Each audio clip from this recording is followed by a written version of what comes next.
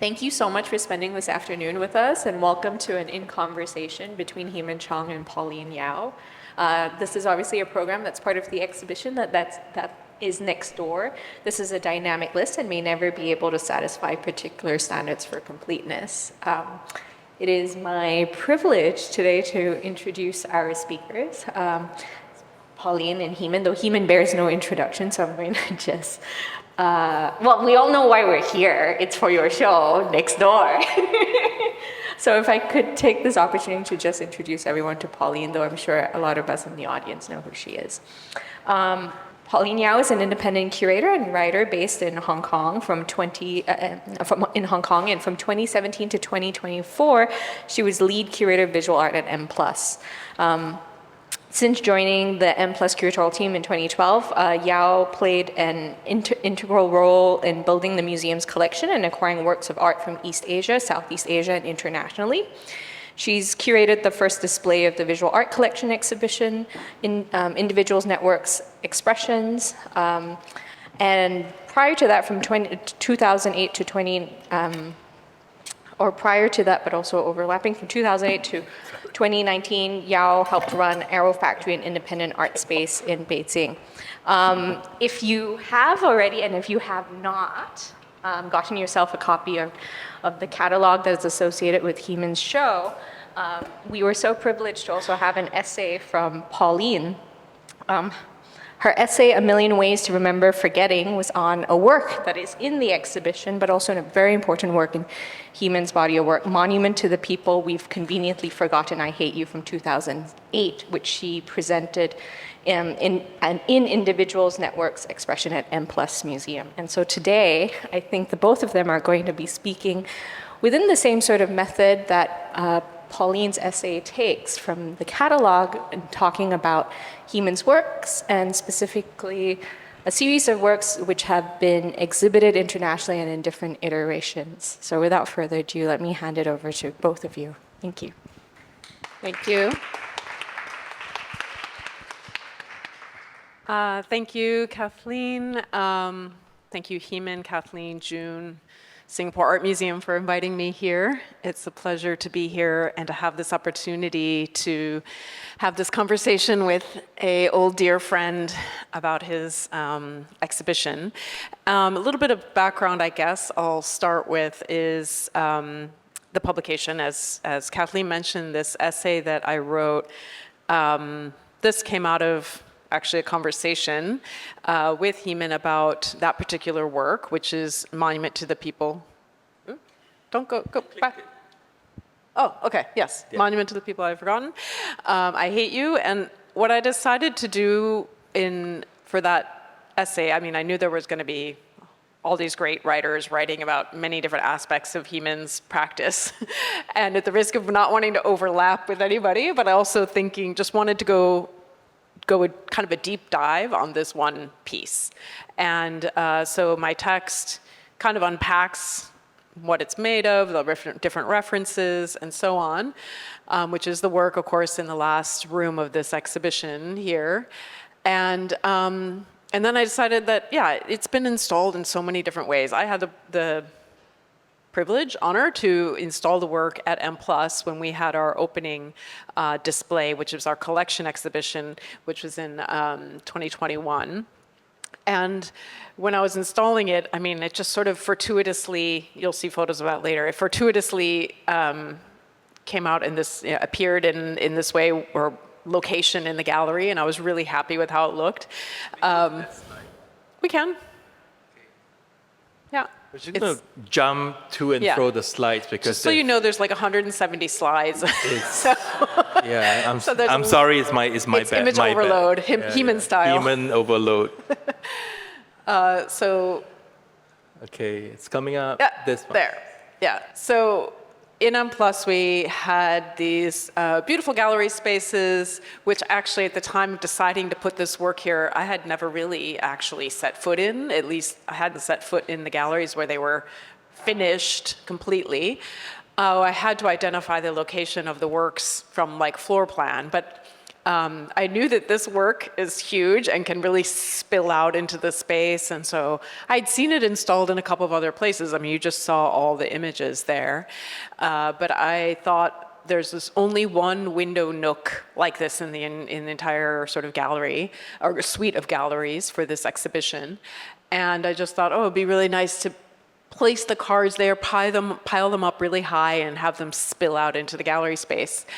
Our install team did such an amazing job that they so carefully arranged them that they never moved. Like it stayed like this the entire time. I don't think a single card fell out of place. Did you tell them to be careful with it? No. Oh, so they did it out of their own initiative? It's a very long story, which we won't go into, which has to do with sort of complexities of visitor services and handling artworks versus trying to keep people from touching things next to it. So it's always a very complicated process to have one work in a gallery be able to interact with, but everything around it you cannot touch or get near. So this messaging was really challenging. And in the beginning, we kind of decided to let it sit there, and if somebody was going to touch it there and let it fall, it would be fine, but we weren't necessarily going to invite people to do it, as that could then invite people to sit on Michael Lin's chairs, which were in the next room, and so on and so forth. As a result, the message that went to the visitor service team, or our sort of on-site staff, was that nobody should touch it. So therefore, it just got communicated and transmitted around that it's supposed to stay like this. And people very diligently kept people from disturbing it. What did I write in the instructions? Did I say that people could touch it? But I didn't say it right. I said like people could do whatever they want with it. Yeah, you never It wasn't explicit that people needed to touch it. Correct. But they could touch it, right? Yes. Okay. And I think that's also, for us, us going to museums a lot, maybe that's totally fine. Like but Trevor for touched it. A lot of audiences in a lot of places, it's confusing to say it's okay, or people want to know it's invited, we want you to touch it, so there's a very fine line, subtle line there. But I think, going back to my essay, these questions are exactly what I wanted to, get into a little bit with conceptual works, is about the idea of instructions, the idea about rules, and how rules, when it comes to making conceptual art, many artists, the rules are kind of what define the work. Maybe the rules that come into play in how a work is created, but it can also affect or be very integral to how the work is displayed. And I have always, obviously have a long-standing interest in Heman's work. Part of it has always stemmed from me being kind of fascinated by the way you work within very specific parameters and how you apply kind of rules in either the process of how you create something or how you think about exhibiting it. And there's flexibility often built in, but there's also a point in which it's not flexible anymore. It's very flexible. I mean, when I work with curators to install this work, because there's hardly any kind of strict rules. I mean, for example, I had no say in this install because Christian Botansky just like steamrolled me. And he was like, I'm just going to stuff all your cards into a cupboard and that's the end of the conversation, And I kind of like that too, because I'm interested to see these interventions into my practice that I would not necessarily think about.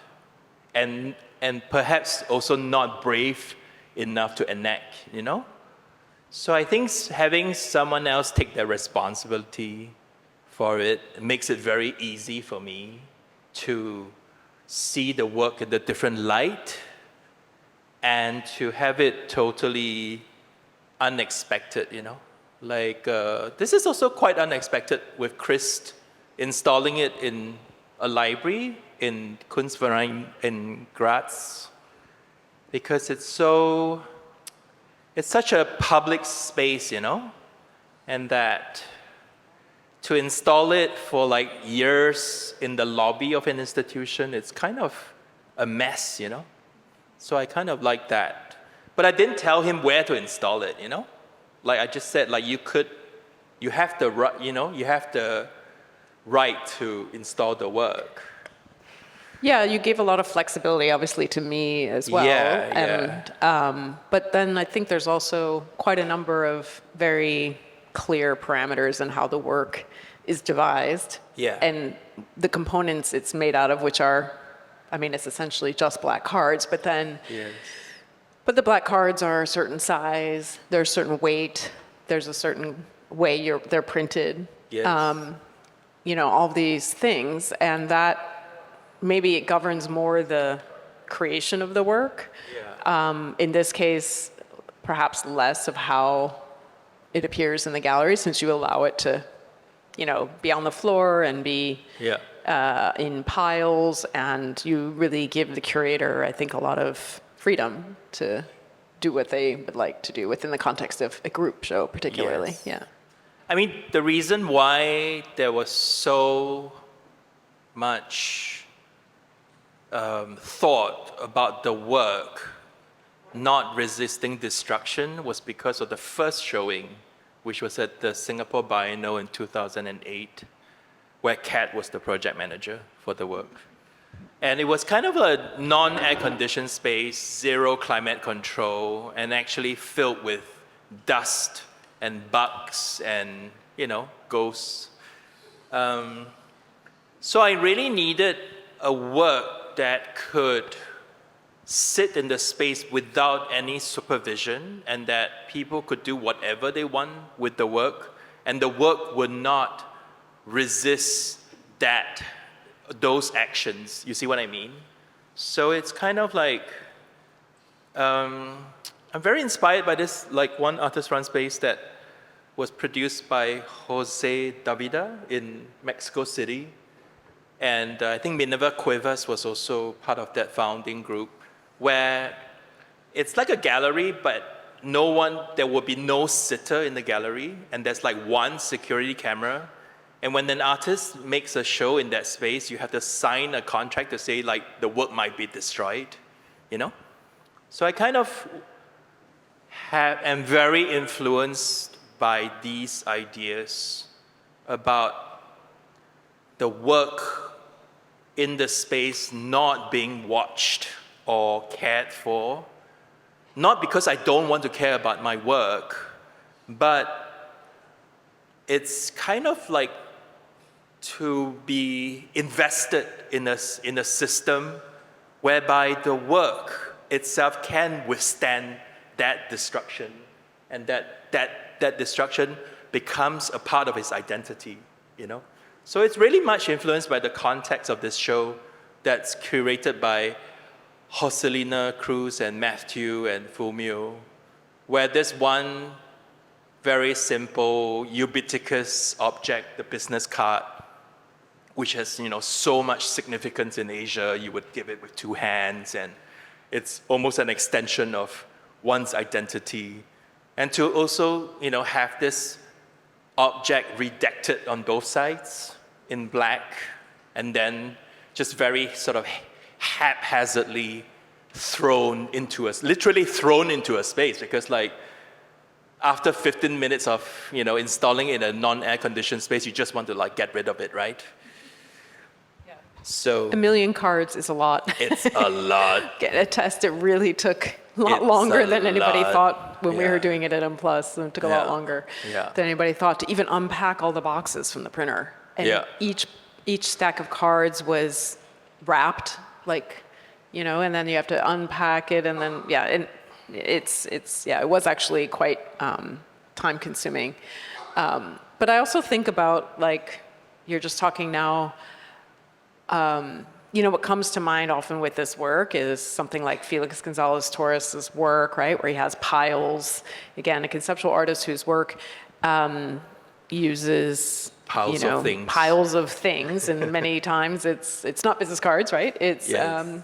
candies or sweets, but that is kind of like almost like a flip side, because that work, if you think about it, the display is what the rules about it come in Yes. at the moment of display. Yes. Right? So for that work, piles of candy, which visitors are invited, like very explicitly invited to take, and then the museum is instructed in a very specific way to replenish the piles so they remain as the same weight, since there's a meaning behind the weight of the pile of candy. So, but yeah, it's sort of like a flip side. You allow this kind of total freedom in that sense, but I see a lot of connections between his work and your work. Was it something you had in mind in the creation of this one?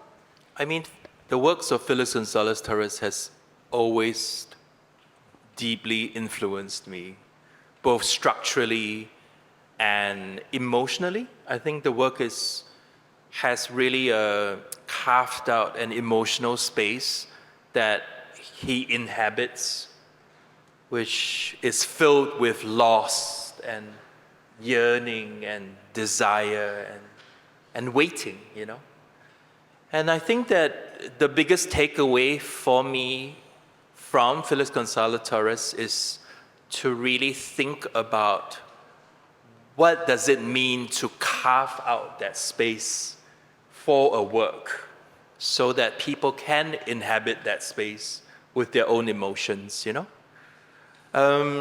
Formally, I mean, I like his work. I like his work formally. It can be a lot, to see a survey show from Félix González-Torres, because there really is a lot of repetition. So it's not easy to encounter it as a corpus for me. Like the work of Félix González-Torres is very, very poignant when encountered within a group show, where you sort of chance upon like a curtain that you have to pass through, a string of lights in a stairwell, So, I mean, I don't really focus so much on like specific artists as much as specific works from artists to think about and to sort of build from there as well. So, yeah.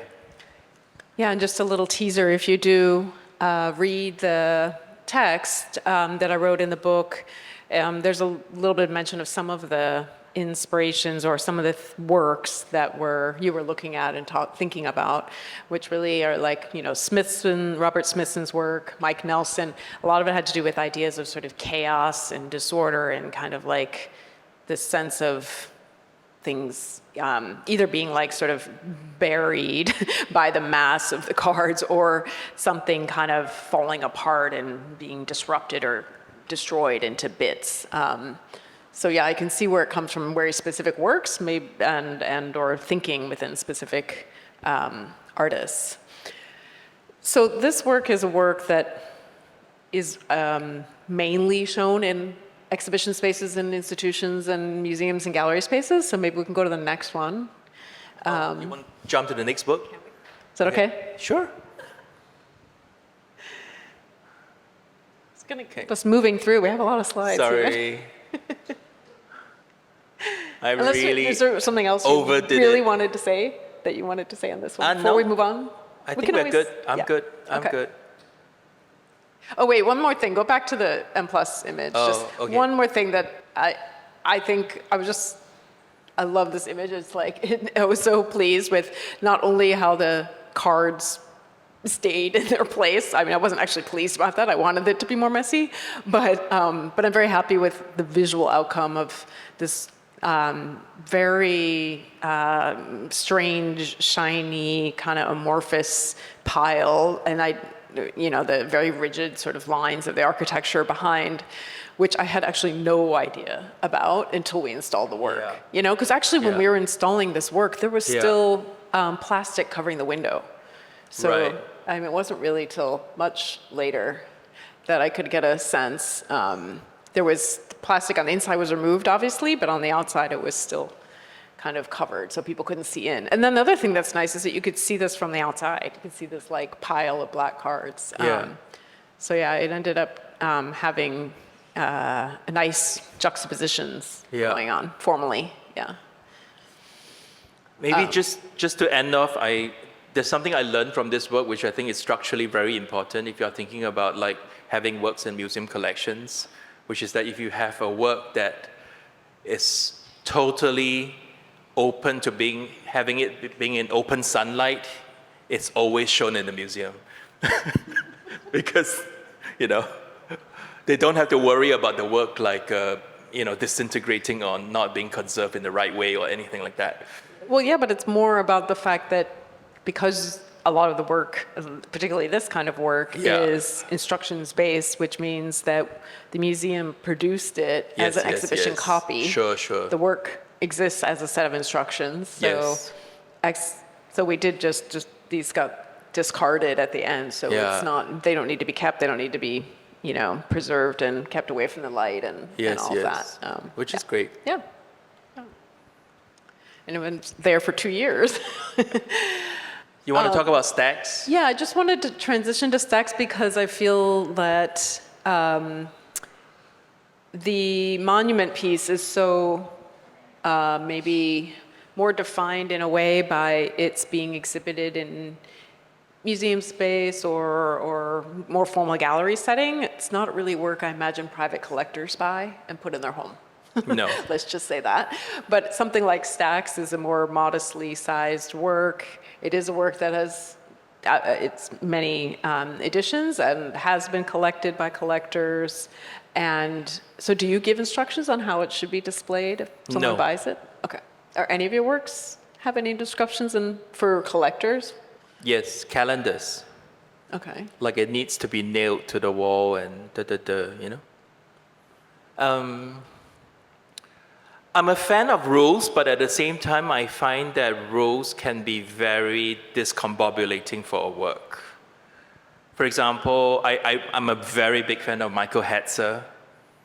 And, he did the lightning field and, there's no photography on the work and everything like that. And I just feel like at some point it closes that work off to people. So I feel like in many instances, I am in the business of opening up the work further for people rather than closing it down by having rules.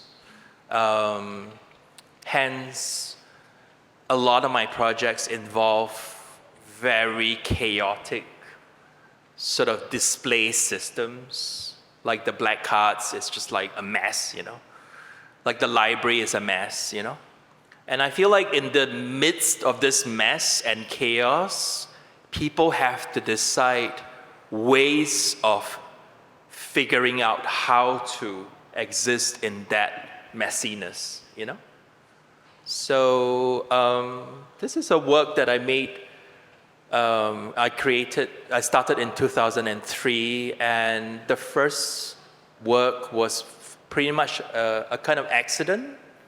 I had been reading these books and I had been drinking this from these glasses and I was just too lazy to clear them.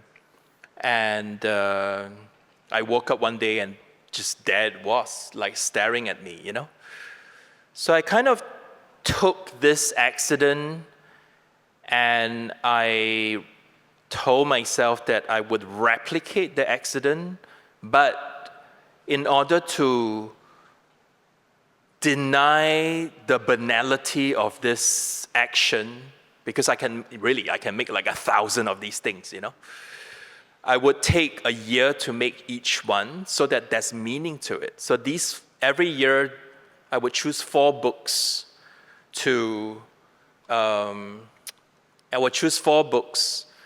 that means the most to me in that year, just personally. And the glasses are actually glasses that I would use in that year to drink water, to drink cocktails, coffee, whatever, So it's really a kind of confluence of 2 sets of vessels, the books being a vessel for words and sentences and paragraphs, and the glasses being containers for water and liquids and anything that's nourishing. And to sort of compress these two sets of vessels into one object, a stack of books and a stack of cups. Then the title of the work always corresponds with the title of the books. For example, like in this case, the title of the work is Thinking About Exhibitions, Understanding Media, Living in Singapore, an Artist of the Floating World. So it becomes, they do become a bit of a sort of a poetic thing, but it's a sort of a byproduct of the work. And I kind of started showing it by just having it on the floor, but that was in 2003, and I was really, really naive and inexperienced. And somehow it wasn't destroyed. Like people didn't walk into it, which I thought was Why do you say that you were naive? Because it could have been destroyed? Every other piece after this work, whenever I put it on the floor, someone just walked into it. There was even one when like the curator of the show walked into it. So it was just like by pure chance that the first one just somehow avoided destruction, even if it was on the floor. Maybe it was very close to the wall, that people didn't walk into it because they didn't want to walk into a wall.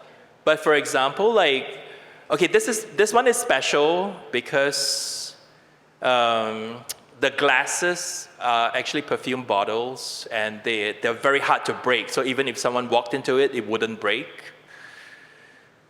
But for example, this is crazy to put it in an art fair like this, right? It's totally bonkers. And this one, when I had my first show with Vitamin in 2007, we placed it against a wall so that people wouldn't walk into it. I mean, obviously, there's an intimacy with these works that I think is maintained when they are placed this way. Literally, for me, it cannot be on the plinth. It cannot be on a structure that somehow purports protection.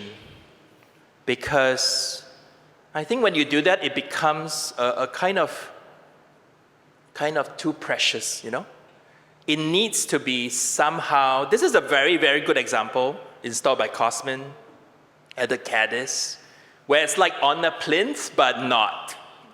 It's with like the in the office, and it's like with all the exhibition materials and stuff. So it's kind of beautiful, and it also returns the stack to the realm of the written word and of documents. This is kind of smart too. In Tallinn, March sort of installed it on this sort of thing, which I'm also surprised that it didn't break. The glasses make me nervous Right? there. They may fall down. Yeah, I was nervous about this one. Oh, this is funny Yeah, with the it's floor really tape. the floor tape thing. Yeah. It's weird for me. This is a very good solution, which is to put a white thing on the floor so that people don't walk into it. And then, people could this is like a prototype of what you see in this show. So in private collections, people would just usually put it on stands, like in the living room, like that, like this, which is nice. So this is the sort of the latest iteration of the display at the Singapore Art Museum. It's just next door. If you haven't seen it, please go see the show. It's amazing. I really like this display, but it is so different than what I'm used to seeing. Because it really does, they look like little towers. Like they have a more architectural feel. And when in the previous ways you've shown it where it's sitting on the floor, there is still a relationship with the architecture and the space. It's more direct. But here it becomes kind of its own architecture. Was that Yeah. some of your thinking, or? So there's this little thing that I do to conserve the work. So if the work breaks, then I have to like spend another year drinking from the glasses so that I replace the cups with the collector. And I've done it like 1,000 times, and I'm just sick of it. So I feel like the platform is kind of like a good middle ground between being overprotective of the work, but at the same time, people still get to be quite close to the work in a way that it's relatable. It's not obviously a kind of tall plinth that's object like that you would put like a bust or something. But at the same time, it's plexiglass, cover that would be a bit much. There is a collector in New York who's put a bulletproof case glass over it, not because he's going to be robbed, but because of his dog. He's like, it's never going to survive my dog, and I don't want Heman to like drink, glasses for the rest of his life. So, yeah. Do you want to say, I'm also curious, just thinking about how the work, it's also a sort of a portrait of time. And so when you have so many of them together, like when you show it individually, you're getting that sense of the past year. But with something like this, it's really a different feeling for multiple years, right? And these, like, what is the time frame we're looking at here? We're looking at 13 years of the stacks, and it is a kind of a compression of that motive, which I'm kind of like, it's a weird, survey shows are weird objects, in themselves. To also see everything in one space can be strange. So I feel like in this show, there's a lot of like compressions within compressions. Like, for example, this is a great example of like a very compressed situation where 13 years of work is just squished into this giant tofu platform, And I think we did okay. It's kind of still like structurally relatable. Like it still feels personal. So it's yeah. I think it works. It's a new way. It's the first time you've done this. No, I did it in 72, 13. 13 years. Yeah. No, it's like 1, 2, 3, 4, 5, 6, 6. Okay. Yeah. Right, there's only one per 2017, year. No, I quite like the presentation that's in this show, because for me, it's the first time to see so many of them together, and they kind of take on a different, different feeling, and they start to resemble something,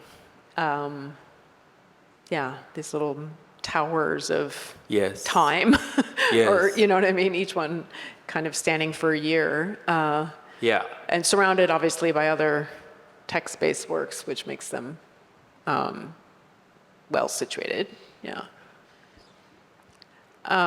Speaking about time, no, actually we have the foreign affairs next. You want to jump to foreign affairs? Well, it's next, we can. Okay. Yeah. Up to you. So this is also, a work that has a lot of repetition involved in it. These are works that are exhibited on, it's a series of works of the embassy back doors, which I'll let you explain, but just in terms of what we're talking about today, sort of how it's been installed. Like I have to say, I've seen only a few different iterations. I know there's many more, which we have a lot of images of. And these, this is kind of a transition, I would say, like away from that sort of domestic space, right? And into more of a sort of public arena, and more obviously a sort of political kind of a dimension, or at least thinking about questions of nationhood and sovereignty, but also there's, like with everything in your work, there's a kind of sort of hidden back door, I feel like, with how you can access these ideas. So maybe Everything has a back door. exactly. It's just how the world works. Yeah, and you're exposing that here. Yeah. Literally as simple as that. Yeah, so when you were making this work, creating these images, which was, I know, over a long period of time, was it your intention at the start to exhibit them as curtains, or was it not yet in your thinking? The first showing of this work was in 2019 at Amanda Wilkinson Gallery in London, and it was shown as curtains. And it's pretty much designed like a kind of a curtain shop. So you sort of walk in and you could like pull aside the curtains to see other curtains if you wanted to, like this. So I think the curtain is a very beautiful motif for these doors to sit on, because it also is a kind of a threshold, a kind of wall, you know, that you have to pass through, that also sort of blocks out light. There's all these metaphors to it that I love, you know. It blocks out light, it covers something, it's at times a veil and not, you know, translucent and not exactly like opaque. So I also like the fact that with this series, I've moved from thinking about photography as a kind of image-based work into a material-based work. So that for me is important. You see what I mean? Like, it's really hard to think of them now as photographs. They function more really as a kind of pattern or an algorithm, you know, that it has that sort of sensibility to it. I'm under strict instructions from my lawyer to never reveal which back door belongs to which country in which city, because I don't want to go to Guantanamo. But I'm sure I have a file. I'm on file with every embassy because I've photographed like 700 embassies around the world. So it's interesting that in many exhibitions, it always forms a kind of backdrop for the exhibition, which I like this, you know, like all the speeches by Eileen and Johan was given in front of the work at the Institute of Modern Art in Brisbane. This was something curated by Kat in New York. And I like the fact that it tries to hide New York, which is hilarious, you know. It's like futile, right? You can't hide New York. Then with another show that Kat has curated. So Kat is very tied up in this series because she loves, you know, these kind of sort of infrastructural notions about the world as well as I do. So for Kat's show in Singapore for State of Motion, we created these panels, and it was pretty much a test, you know, like a test to see how they function on different surfaces as well, you know, like this.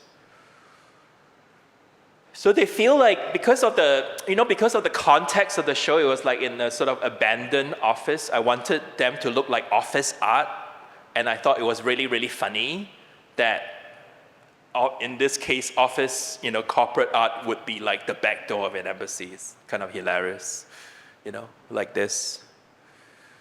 Yeah, I love the way that they become abstracted, because they are like such real things and very, like, you can't reveal where, but they are actual physical locations, and they're all unique. But at the same time, there is that convergence, and kind of like the point of repetition happens where it just goes into a pattern, and you start to see other images appearing made out of these doors. And think that works really well in this exhibition because it's Yeah, the it really curtains does are, for Kat's using show. the same one for such a large space. Yes. You really do get that sense, and then of course there's this sense that you're gonna like peer and go through, it's kind of the barrier, but at the same time it's very porous. Yes. And I mean, we deliberately hung it next to like the sign and the door, so it correlates with the abandoned objects of the corporate space to form this very strange, monster of a thing, Yeah. You could almost imagine the interior of this space as the interior of an emptied out embassy, which happens actually very often. And when you were taking these photos, wasn't it Yeah. close to the time of the killing of Khashoggi? Can I say that? Do we want to go there? I just remember that So I had this. it was around the same time. I have this thing with my practice, which is that I would do something and it will always sort of like dovetail with something else. Like when I did calendars, then it was like when I started calendars with like the year 2020, and then it was COVID, And then when I did actually the Black Cards series, which is the Black business cards, which was made in 2008. I had no idea, but it was like months before the huge financial crisis, So there was this kind of very strange foretelling, but it's just totally by accident. I'm not a fortune teller, or I'm not from the future, So this work also coincided with this very brutal killing of a journalist by a certain embassy that I won't name. And a lot of people talked about the work in this context, which I don't resist, but I would not verify it. Yeah, you know what I mean? I would just like, my favorite 2 words in the art world is no comment. So this is an STPI where also Kat had also curated it, and it's very beautiful when you sort of enter STPI and it's like literally a void, and then in this void is a curtain that is almost relentless, It just goes on, and you kind of not know if you could go through it. But when you do, then that's the rest of the show. So I find that very beautiful in a way, to start the show on this idea of a void like this, You literally have to move through it,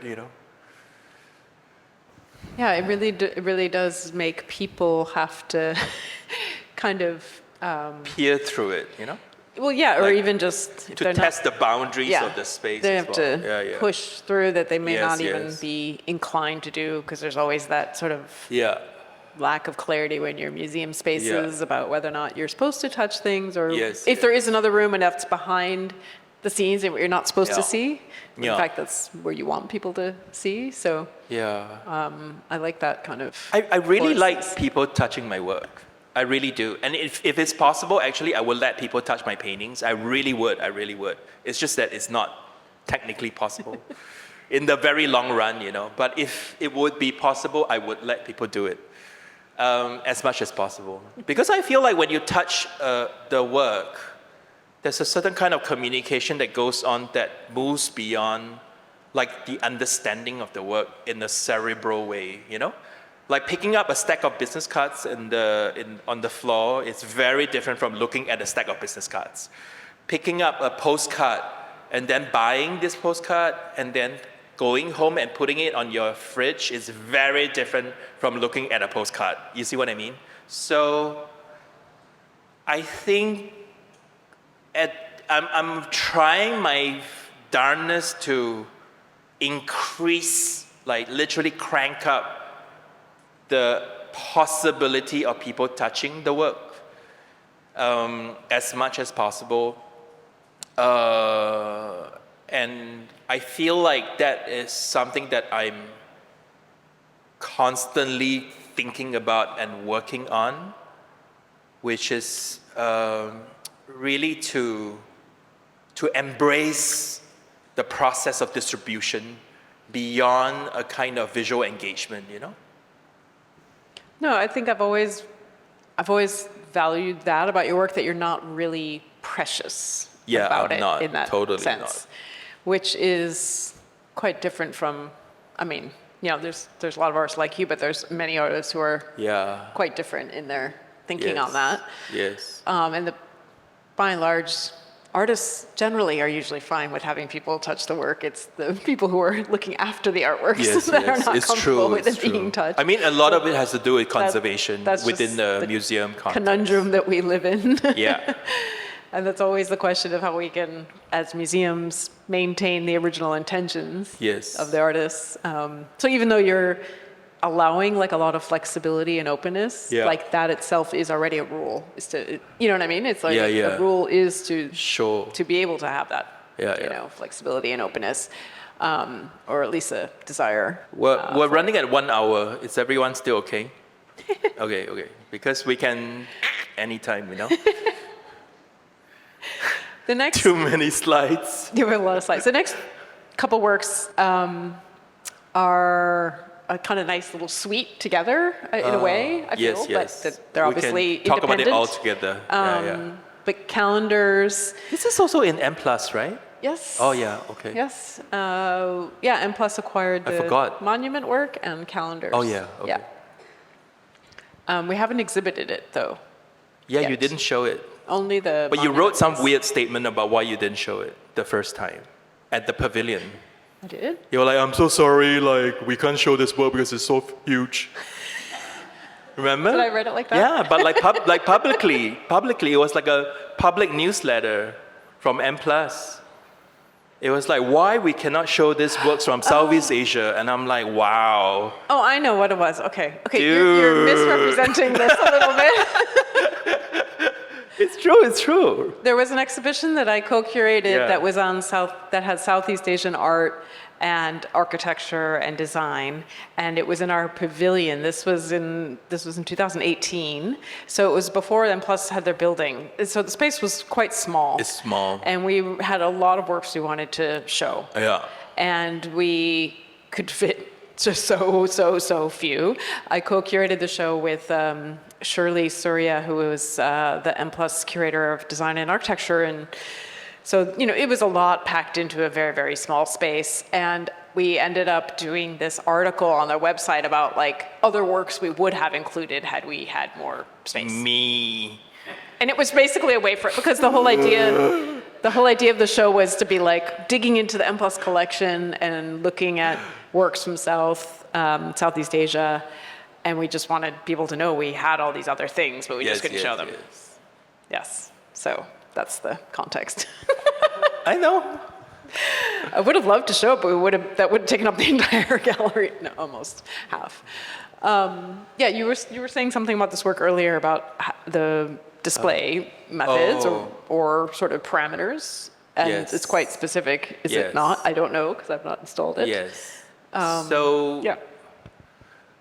The biggest obstacle to this work is that I didn't want the prints to be framed. Because I feel like by framing it, it adds that layer to the work that makes it totally too precious for me. So, which means that I would need to give the museum who's collecting it the original files so that they could print exhibition copies whenever they like. So it kind of solves one problem. The other problem is that originally we didn't know how to install it.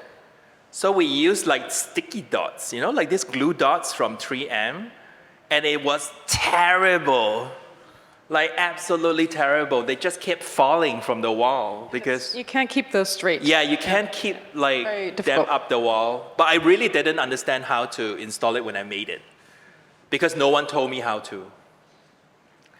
And then when we did Time of Others in the National Museum of Art in Osaka, the installers in Osaka were like the best in the world. They had like a special device to drill a little hole in the wall exactly where the holes needed to be, and they could insert the pin along with it.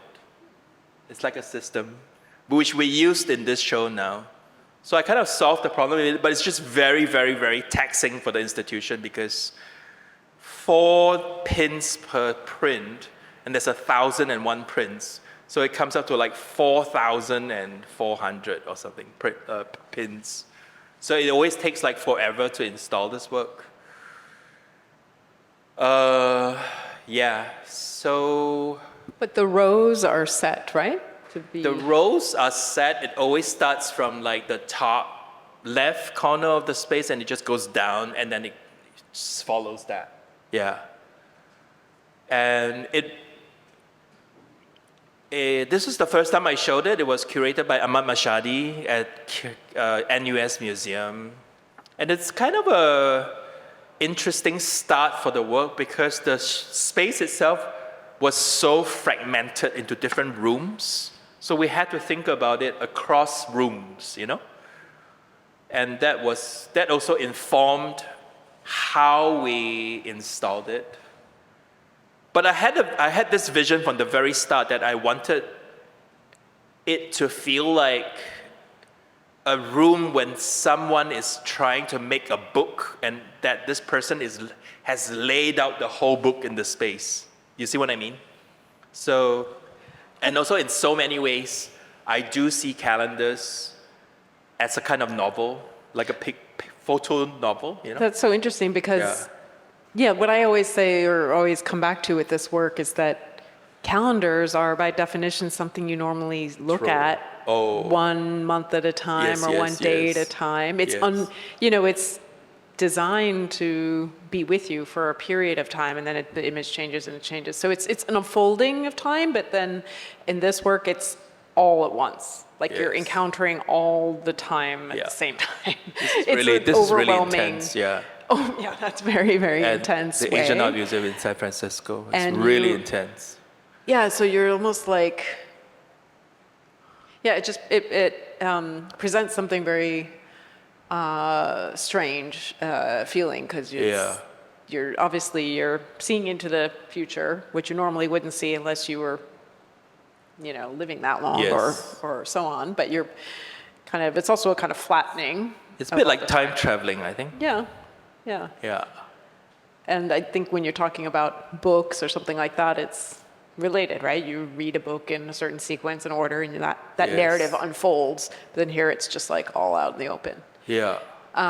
So of course, it's great you have 𝘥𝘮𝘯𝘮 here because I just saw the 𝘥𝘮𝘯𝘮 show that's in Hong Kong right now at 𝘥𝘭𝘮. And it's, an artist that I feel your work has a lot of connections to. And these, particularly the date paintings, which are also markers of time.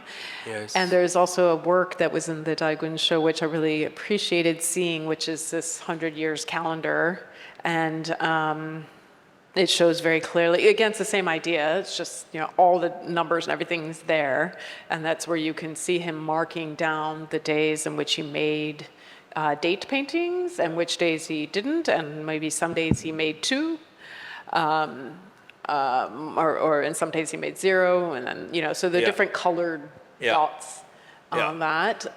So this is kind of a nice correlation, seeing these two together right now. Yeah. What show was this? This was in... Also Time of Others, but in 𝘥𝘮𝘮 in Brisbane. This is a great hang because, instead of building an enclosed room, what Ruben did was to build a corridor, and you could look into, for example, you're looking at Saleh Hussein's sort of drawings of 𝘥𝘺𝘮 on one end, and then these, I forgot who it is. Russell, who is this? sorry to entrap you. But I love the sort of correlationship between the domestic space, and the space within the calendars. And then on the outside, you have 𝘥𝘠𝘮𝑚's work and Futoshi Miyagi's American Boyfriend. So this is kind of like a dream situation for me where the work is placed into a conversation with other works that really allows it to take on new meanings, you know? Yeah. This is in the G Museum, organized by Cadiz. This is here, which is, sort of parallel with foreign affairs. So you have like 1,001 empty interior spaces that sort of facing the back door of an embassy. So it's kind of like a loop between a closed system and an open system,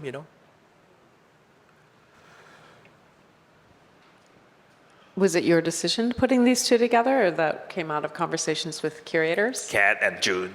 Okay.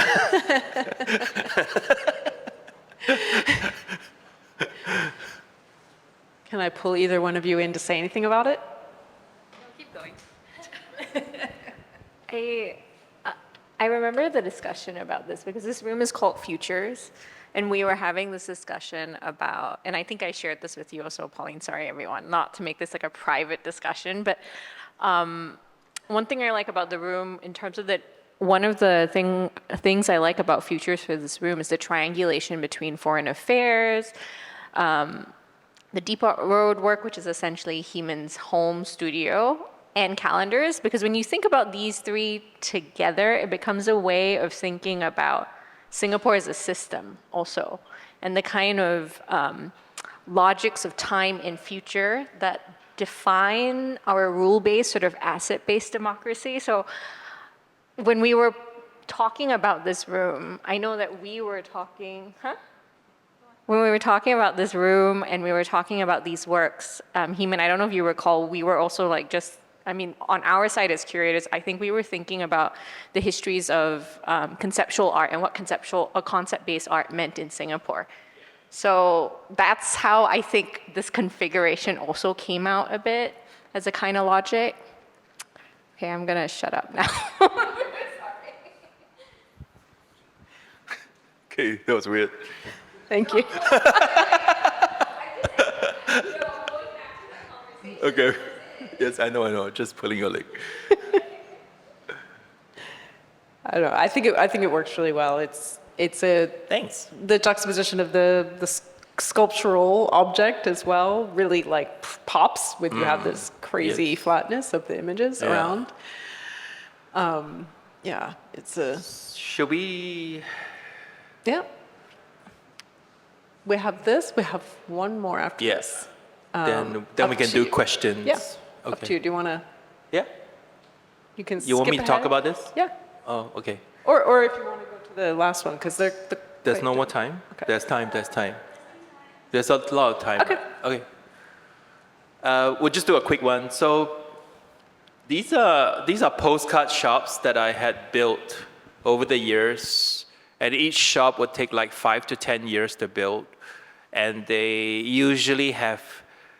By the time I'm done, the archive would have been up to about 6,000 images. Then I would sort of edit them to 550, and they will be recast as postcards so that people could buy them and bring them home.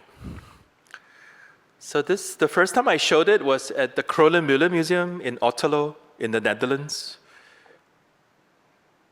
It's part of a sort of an outdoor pavilion built by this very famous Italian architect called A12. And it's interesting because in 2004, you had to pay cash. So there's this cash register with the table. And there was a whole thing about security because, the Dutch money. But it sort of formed that basis of this idea of the distribution of these images not truly as photographs anymore. They become objects that people could sort of handle. And actually what I truly like about the postcards is that most of the time they are sent to people that, they're bought by people and then sent to the people that they love. So there is this real sort of very deeply invested emotional realm to the project, you know. The installation is actually super simple. Like it just has shells, and by the time it hit 2012, I was so lazy, I just bought IKEA shelves for the work rather than like, you know, I was still building shelves for the first one. And then at some point I just like bought IKEA shelves because there's no difference for me that they were on IKEA shelves or not, you know?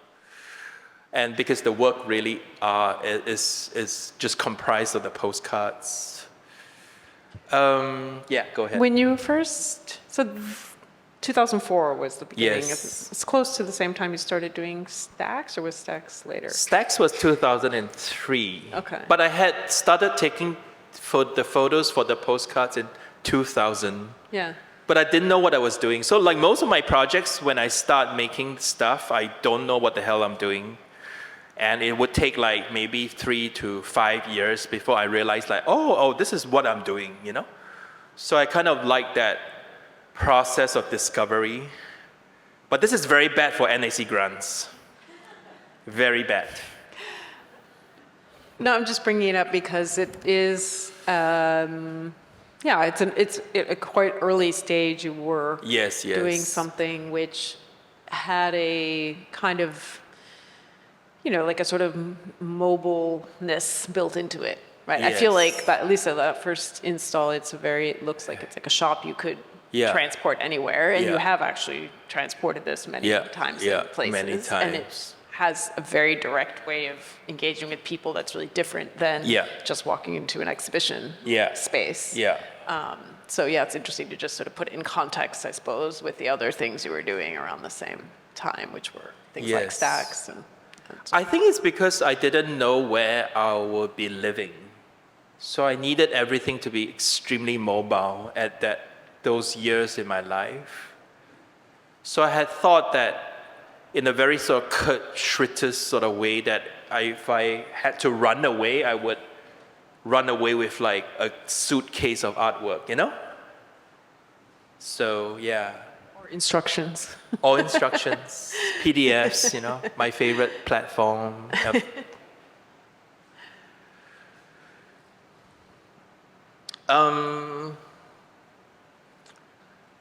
Yeah, it's pretty straightforward how it's installed in different institutions across different spaces.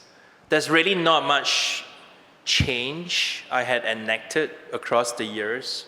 It's always IKEA shelves. It's always like, please just give me a room, or like a big wall like this in the price always the same? The price is always $1, like the lowest sort of psychological number in your mind when it comes to money. So if it's in Europe, it's like €1. And if it's in China, it's like 10 renminbi, right? 10, yeah. And then in Hong Kong, it's like $10. I forgot, you know, it's like something like that, yeah. Don't look at me, I don't know how much they cost. I'm asking you, but I think that sounds right. Sounds like the right. It's not about money, you know what I mean? It's about stopping people from just taking it frivolously. And but, I'll show you something. This installation of the work, which is the second postcard shop called Perimeter Walk, where I had spent 10 years walking around the perimeter of Singapore again and again and again, and I photograph like these images from the edge. So because of the fact that it's part of the Sharjah Biennial, and they didn't allow anything to be sold in the biennial, so I had to just allow people to take the postcards, you know? And it really freaked me out. Because I didn't include that photograph that June took, but Prachaya Printong took the whole stack. And he was very proud of it. He was like, look, I took like 100 postcards from Heman. And June was like, put it back, you know? Yeah, he did, you know, after being scolded by like the director of the Singapore Art Museum. So I was right that this barrier, this idea of paying a little amount for it really works, because you would choose 10 that you could create your own story with, and then, you know, like then you would sort of make sense of it, and then you would send it to someone you really cared for, you know? Yeah.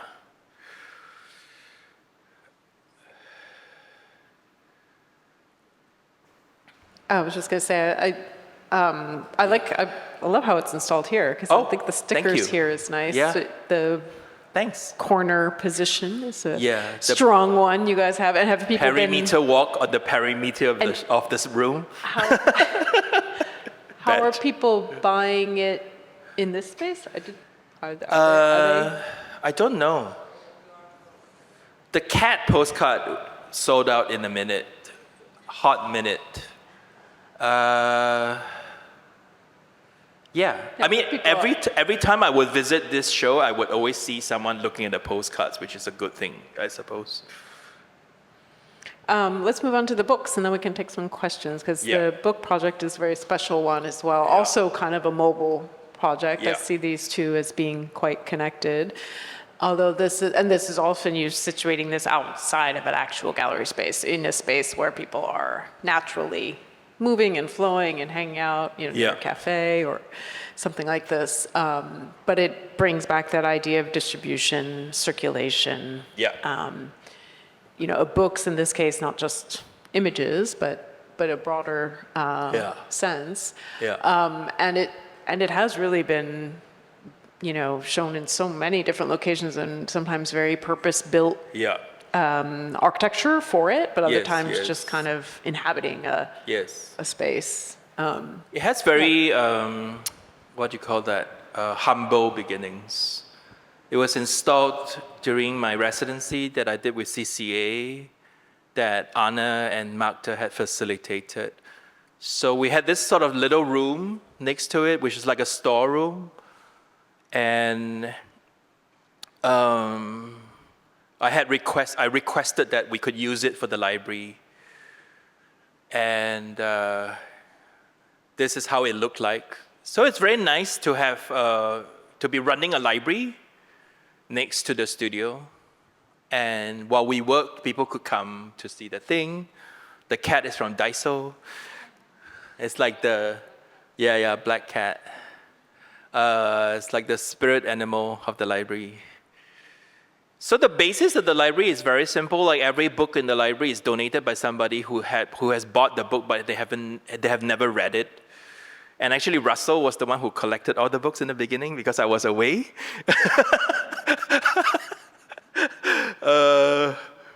So it's the basis of the project is also to form a kind of space within an institution that people could come to take a break and to just rest and read something, and just to be with themselves, really. So it's kind of like a quiet room within an institution. And I think the Library of Unread Books functions like an epiphyte, you know, like a plant upon other plants. That it's not a parasite. It doesn't kill the institution. But what it does, it sort of like creates this space for the institution that functions as a kind of community space, but it's not banal. It still remains as a kind of sculpture, a social sculpture for me. So it's very humble, you know. So we will open our doors every Friday from noon to midnight, and people could just come to the library. And people use the library for like very different purposes. We often hang different works in the library. The library is a collaboration between me and an archivist, René Stahl. So the title of this exhibition is actually a work that I've installed continuously in the library for over the years. This is a dynamic list and may never be able to satisfy particular standards for completeness, which I think talks about the library as well. Well, we'll also hang like a book painting, you know, within the library, which I think is nice. This is funny, I thought. You know what this is, right? Okay. It's like when loan sharks want money back from you, they will like write it on the wall. But I thought it was funny in comic sense, you know? I should have installed this in the show. Everything's do it tomorrow. funnier. Everything's funnier in Comic Sans. Yeah, everything is funnier in Comic Sans. We also installed it in CCA when 𝘱𝘦𝘮𝘀𝘀 and Anke curated this show called The Making of an Institution. And we also hosted a work from Joan Jonas in the library, which is really nice. This is the library in Manila, which I love because it had a real social function. Like, lots of people came and they just did their homework in the library because there was free AC. It's great. And this is the library in Casco in Utrecht in the Netherlands. And it's kind of like in the attic of the institution, which I love too. Like a secret library, you know, on the top floor of a space. This is the library in Kunstverein Milano in Milan. This is the library in Jamil Art Center in Dubai. This is the library. Oh, this is great. This is the library in during the height of COVID in Singapore. Like, how the hell do you build a public library for anyone? So there's like a very small space in Peninsula Plaza, and that's only one person that could go into the library at any one time. And you have to like sanitize your hands, and it's perfect. The space is perfect for this iteration of the library during COVID.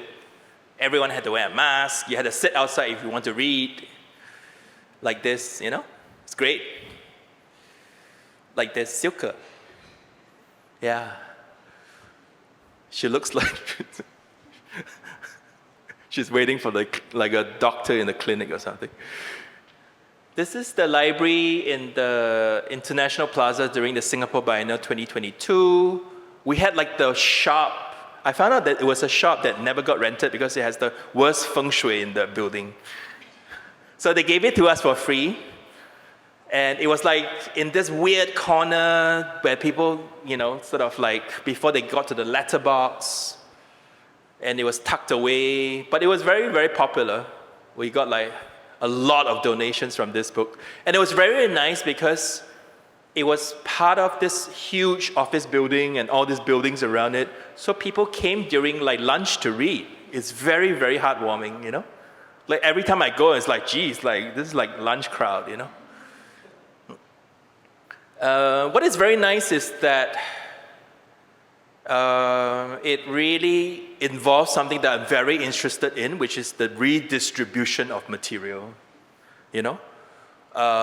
That's not used and that's sort of hidden away in someone's storeroom, and then it becomes totally public, you know?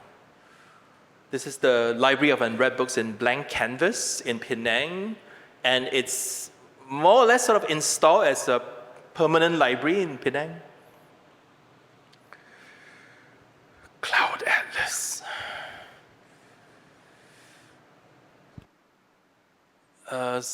Yeah, from time to time I would install weird works in this library, like over the top. This is the Library of Unread Books in Seoul, in the museum in Sema, Seoul Museum of Art, which is nice because it's next to the bookshop. And this is the Library of Unread Books in STPI, like this. This is the Library of Unread Books in the Serpentine Gallery, last year at the pavilion designed by Min Suk Cho. So it's nice that it's outdoor and like, I don't know, like 2 million people had access to it, you know? Ridiculous. I love this presentation. Yeah, right? Nice. Super nice. It's like very purpose-built kind of. Yeah. But it wasn't purpose-built for the Library of Library. Edinburgh Books. Okay. They were looking for a library. And that Hans was like, I know a library. I know a guy, you know? I know a guy who does libraries. Yes. And then you have it installed here, just outside. Yeah, which it's just has outside. Yeah. Like this. Well, let's That's it. bring it back to this exhibition and the book. Oh, I don't know why I have this. Let's hope that the book that we have today doesn't appear in this library in the future. It will. Well, thank you, Heman. welcome. We'll stop here. Yeah. We'll let people ask questions or offer comments. Yeah.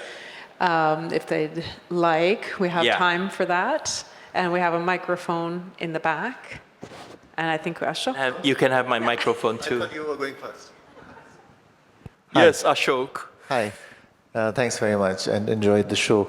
I'll try to make it quick. Yeah. These numbers, 1 million, 5 books, yes, yes. 21,001. Yes. I think this is kind of key, right? Like Yes, what yes. we can handle as a human Yes, person exactly. versus what, like in the age of digital multiplication, is sort of free, relatively free, like 1 million could be 2 million, it doesn't matter, right? So just Sure. a couple of stories about numbers and you can respond then, right? Yeah. So the million number in my history of art comes up most strongly in a 1995 piece by the K Foundation where they say there are a few different ways to make a video with $1 million, with $1 million bucks. One is to burn the $1 million bucks in a fire, Yeah.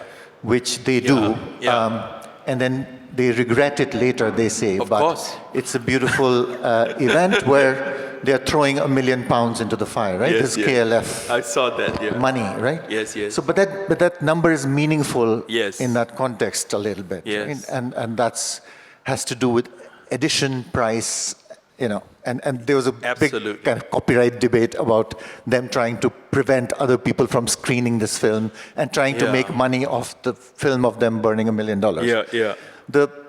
The second example is a couple of days ago, I went to a Singapore-based collector who showed me an NFT, the most famous one, which according to the collector cannot be seen until you wear VR glasses because the image 5,000, the first 5,000 people's work, Yeah. and I'm not comparing you Yeah. know, the quality of the work, I'm just talking about the number. Yeah. You have to wear VR glasses and you have to rise into an infinitely high gallery space Oh. so that you can see the 5,000 Okay. works, right? Yeah.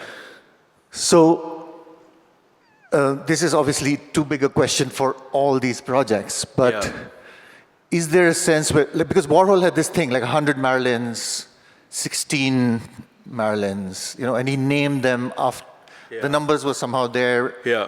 So in different parts of your life, I mean, do you think about what that number is doing, right? And could it be like 2 million cards and would that matter? Like, I mean, I'm just asking, because I like the intimacy of the 4 cups, Yes. but then where do you stop? Like, does it stop where you Yeah. stop drinking or do you stop when it gets kind of like it will fall down, right? Yeah, yeah. Or that kind of thing, yeah. I think a lot of my works depend on very simple physics.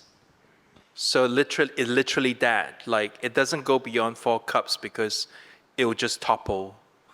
And I like that it's grounded in gravity. And it's through gravity that the work is constructed around and then people make sense of it, you know? But also there's another very simple reason why a lot of my work contains numbers is because my mother is an accountant. So I'm always, you know, confronted with numbers. Like, you have 6 hours to do this, go, you know?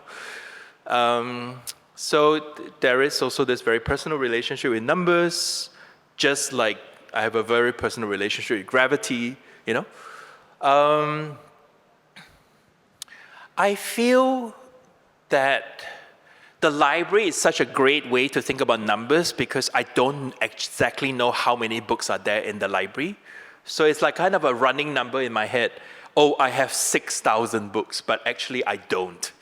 And it just sounds great to say 6,000 or something like, you know, crazy and a lot. It's just to illustrate to somebody that there is a lot of books, you know? So I don't think I'm very strict with numbers. It's a very fluid relationship I have.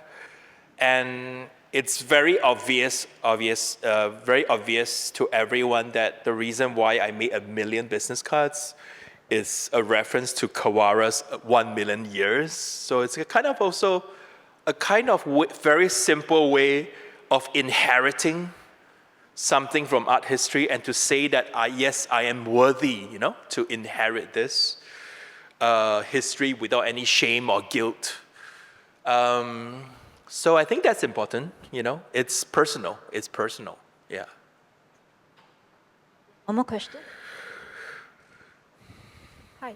I wanted to talk a bit more about the rules in your work. Like both you and Pauline have highlighted that your artwork are rule-based, are very instruction-based, and this made me reflect on a book that is very important in my practice, which is Immaterial Rules for Contemporary Art by 𝘱𝘢𝘳𝘪𝘴𝘵.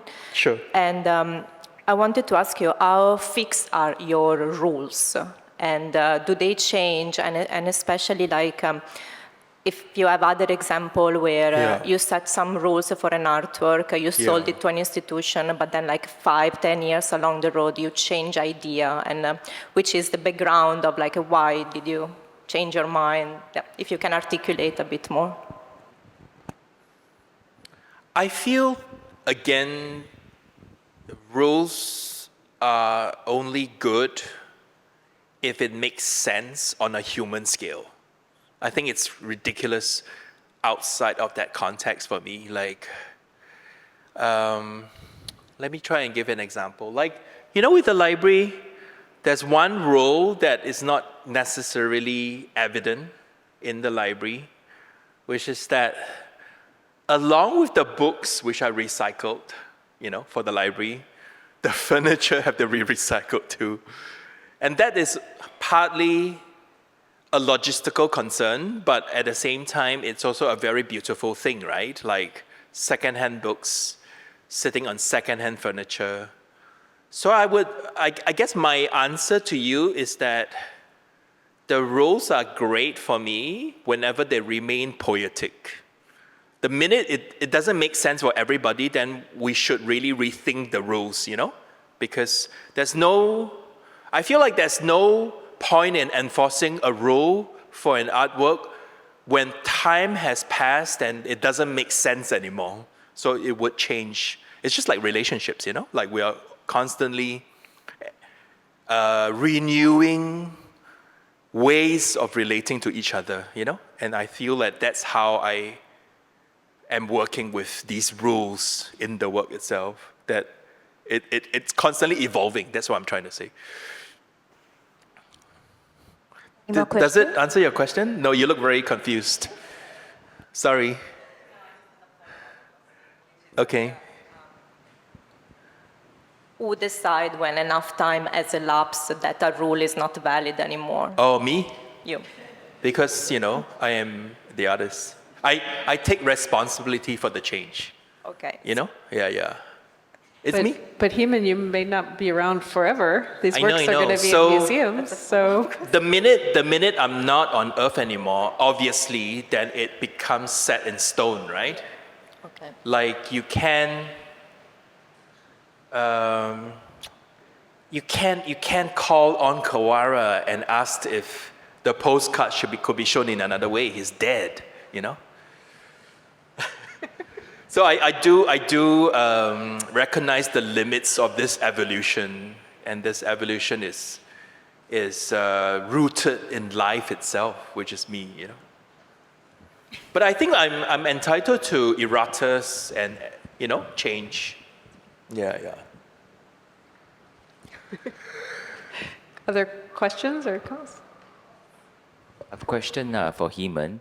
Yeah. This is regarding your calendars collection. Yeah. So I just want to ask you, is there interest or is it intuition that you want to document and archive interior corridors? And it's over quite a long period of Interior time. spaces, yeah. I Yeah, took 7 so- years to make the work. Yeah, so I just want to understand that sort of feelings that you have, or is it an Yes. artist intuition, or it's nostalgia, or is it grief? Oh, I get it. That's a very good question. When I started making the work, it was in 2004, and I didn't know what I was doing. I was just photographing space after space after space. And I suppose at some point it could have become something else altogether.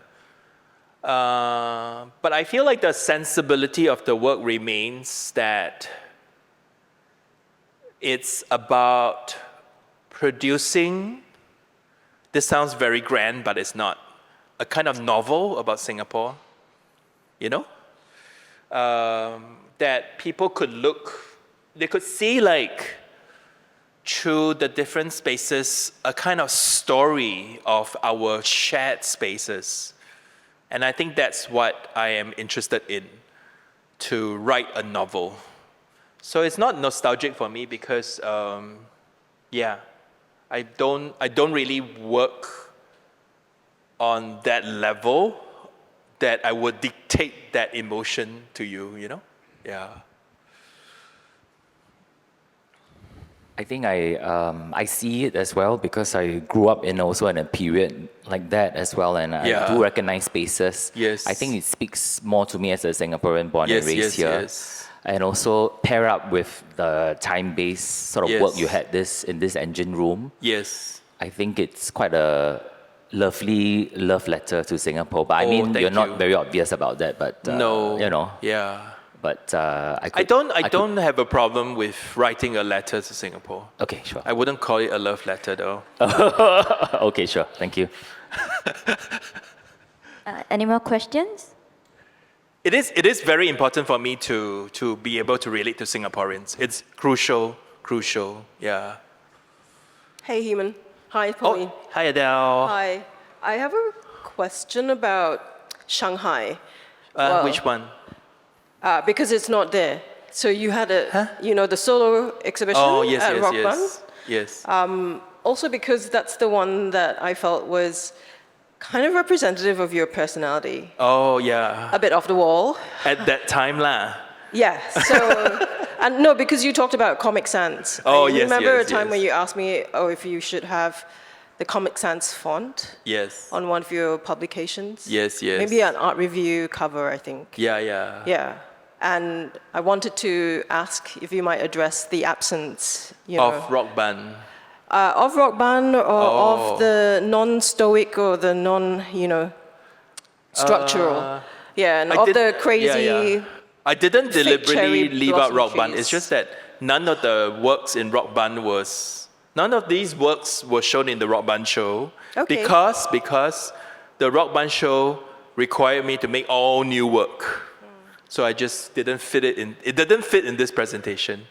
But I like my Rock Band show. I loved it Yes, too. yes. I do. But maybe you can I talk really about not fitting, things that do not fit. Oh. Yeah, and also there was, I feel like the book project that you did in Rock Bund in the bookshop. bookshop. Yeah, with For Ken me Liu. is a kind of precedent somehow to Library of Unread Books. Yes. It is. Do you want to say more about what that one was? So before I made the Library of Unread Books, I was building bookshops.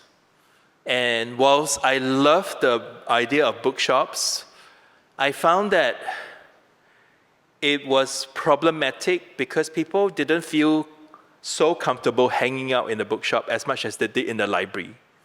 And there was also this thing like, you have to buy a book, blah, blah, blah, So I wanted to sort of evolve it into a library.